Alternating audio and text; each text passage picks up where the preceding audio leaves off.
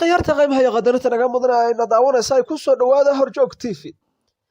dowladda dalka Mareykanka ayaa waxay cadaadis baan dul dhigtay dalka Sacuudiga kadib markii Sacuudi Carabiya ay dhibaato ba'an u geysatay suuqyadii saliidda ee guud ahaan caalamka, kaas oo sababay dagaal dhex maray iyada iyo weliba Russia. haddaba madaxweynaha dalka Mareykanka Donald Trump ayaa waxa uu digniin siiyay dalka Sacuudi Carabiya. dagaalkaas ayaa waxa uu hogaamiyay in suuqyada caalamka lagu fasaxo saliid aan loo baahnayn, taas oo hoos u dhigtay qiimihii saliidda isla markaana si gaar ah u dhaawacday shirkadaha shidaalka ee dalka Mareykanka.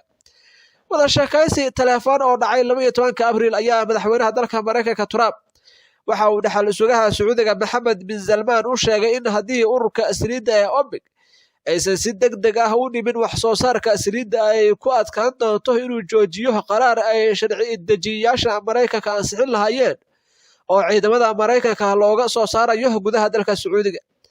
laba kala doorta inaad dhintaan wax soo saarka saliidda ama in ciidamada Mareykanka ee idin difaacaha laga saaro dalkiina, ayuu yiri madaxweynaha dalka Trump. waxa uu ku yiri Mohammed bin Salman sida ay inoo xaqiijiyeen ogaal ah u sheegeen wakaaladda wararka ee Reuters.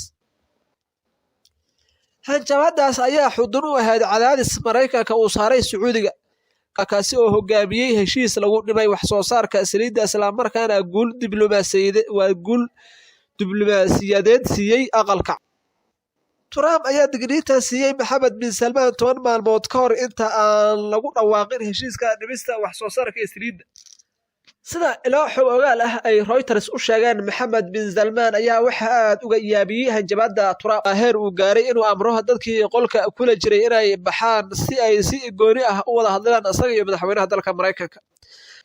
sarkaal sare oo Mareykan ah ayaa Reuters u sheegay in maamulka Trump uu Sacuudiga u sheegay in haddii aysan dhimin wax soo saarka saliidda aysan jiri doonin hab xubnaha Koongareeska looga joojiyo inay soo rogaan xanibaado kana soo saaraan ciidamada Mareykanka dalka Sacuudiga.